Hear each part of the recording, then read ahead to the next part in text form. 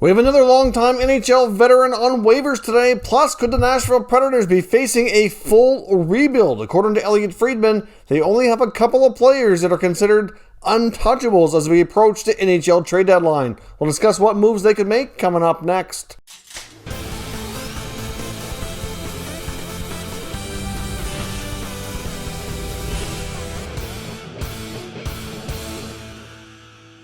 Welcome back to another video here at Top Shelf Hockey. Now, as I mentioned, we have some more NHL news from the waiver wire. And a well-known veteran on waivers yesterday, that's Ducks center iceman Adam Henrique. Now, fortunately for him, I guess, he was not claimed, so he's still a member of the Anaheim Ducks. As I talked about yesterday, as much as he might be an intriguing player for teams to think about, they're not going to want to take that contract. $5.875 million with still a number of years left on it. That's why teams right now, to get players onto their taxi squad and gain roster flexibility, they just seem to be willing to put these veterans on there because they know they're not likely getting claimed, and in some cases they wouldn't be upset if they were. But in Henrique's case, he's still a member of the Ducks. And of course, we have another veteran today on waivers. The Detroit Red Wings have placed center iceman Frans Nielsen on waivers. Now, Nielsen's one of those contracts that's the not so good 2016 UFA season. There was a lot of bad deals signed that day. Just a couple as an example was Andrew Ladd, Kyle Okposo, Milan Lucic.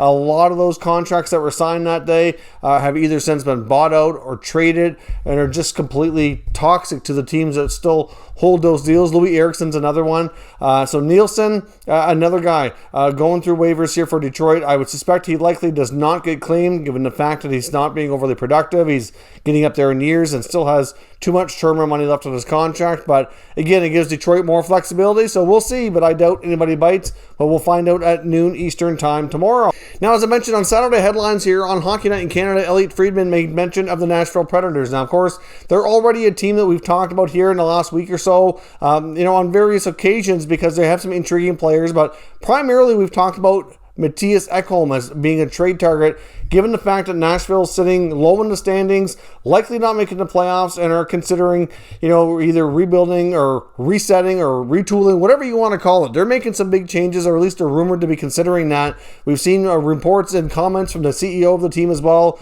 indicating that they're ready to embrace change as this roster has basically let them down. They felt that they were going to get a lot more better results, and they just haven't been there. So they need to make something a little bit more significant here rather than continue to tinker and add through free agency, which just has not worked for this team. So Friedman made mention that he believes there's only 3 players that are considered untouchables, and that's Captain Roman Josi, who just signed a mega long-term extension not long ago. You've got Ryan Ellis, who's on a long-term contract as well, and goaltender Pekka Rinne, mostly out of respect for him, the fact that he's near the end of his career, and they wouldn't necessarily want to force him to move along if he didn't want to. Now, of course, if he told them he'd be willing to accept that and had no problem with it, they might, but he believes they would not move Rinne just to let him finish things out in Nashville, where he's played for so long. But surprising to hear that those are the only names, because they have some other good players they could continue to build around that are still not very old. Even a youngster Dante Fabbro is not mentioned here.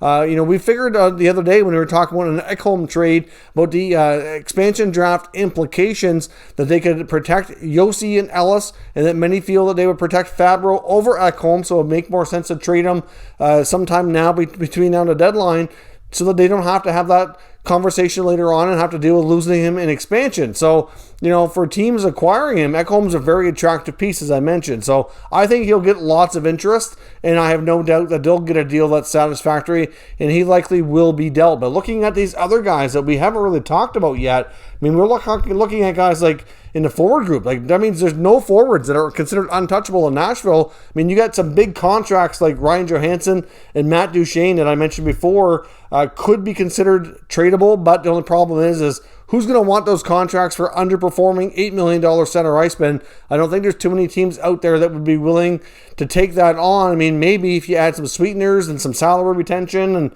you get creative with it, I guess it's possible. Or maybe Nashville takes back another contract that's not overly favorable in a different regard to swap assets that way.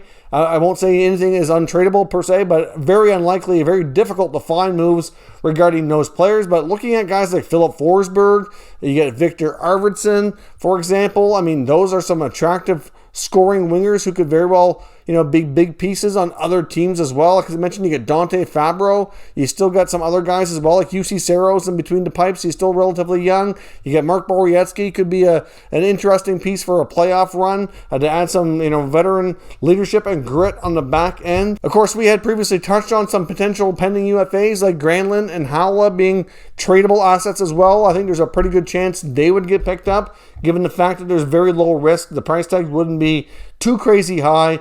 So they're pending UFAs. They're going to be departing Nashville anyway, so it makes sense that teams might want to pick them up for a playoff run. So guys like Ekholm, Granlund, and Howla, I think odds are very, very high that they get traded. But even look at Filip Forsberg. He's got this year and one more year left as well. He's making $6 million and he's only 26 years old. He's still relatively young. You could still get another solid 4 to 6 years out of Forsberg likely before you start to see, more of a decline. At least it's possible. Or at the very least 3 to 4 years for sure. So Filip Forsberg, like Ekholm, with this year and one more year left on his contract, I think would be a very intriguing player as well to a lot of teams looking to add a top 6 forward, especially if Nashville's willing to hold back a little salary or take back enough to offset some of that. That would not be a bad pickup for any of the top teams heading into the playoffs, whether you're looking at teams like Edmonton or Toronto, or you're looking at any of the American teams as well, even like the Florida Panthers, for example, or Chicago, that are very surprising and looking to head into the playoffs and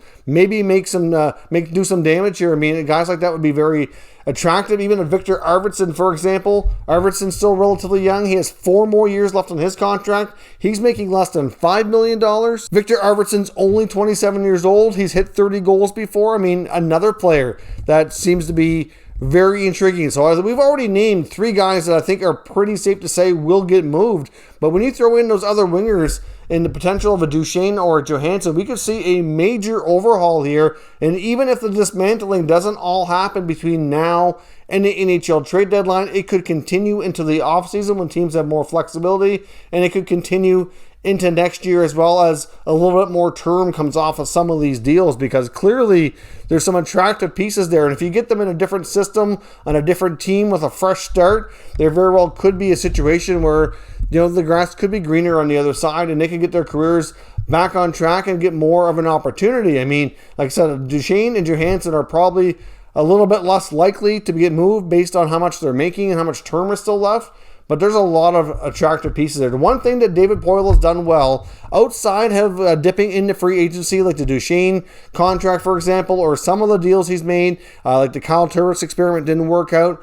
But a lot of the players that they've drafted and developed and then signed, they've gotten some pretty long-term team-friendly contracts. He's barely given out any no-move clauses. It's almost non-existent on their roster. So he gives himself more flexibility. And when you're trading players with term, but the money's not ridiculous, it actually becomes a tradable contract. So a lot of these deals are certainly more tradable. Even looking at a guy like a Calle Jarnkrok, for example, another contract is tradable. If they wanted to move Ryan Ellis, that's a tradable contract as well. Roman Josi, as much as there will be interest, it will be harder given how much money he makes, but still, they've got a lot of mid-range players that are still able to contribute and really gain a lot of value and help this team recoup a lot of assets for the future, because Nashville does not have a deep prospect pool. One of their highest hopes recently outside of Fabbro was Eeli Tolvanen. Tolvanen at this point in his career is still not a regular player in the Nashville Predators lineup. By now we thought he'd be a consistent top 6 forwards. At least that was the hope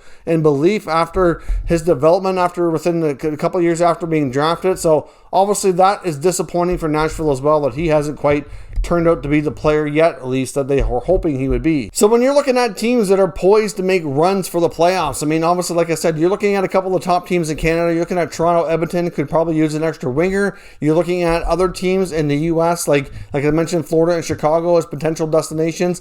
Tampa is likely going to want to try to make another run for it and see if they can be back-to-back Stanley Cup champions. You've even got teams like the Avalanche and the Golden Knights, and to a degree, maybe even the St. Louis Blues again, want to make some moves here to add extra depth. And all of these players would certainly add an extra level of intrigue depending on where they went and where they ended up. Now, I don't see a scenario necessarily unfolding where all of these players get traded, But like I said, individually, if you look at them all, there's about 4 or 5 or maybe even 6 of them that have enough value based on their age, their contracts, and everything else that they likely should be tradable, and deals I think will end up being made. Like I said, Ekholm to the Boston Bruins to me makes a lot of sense.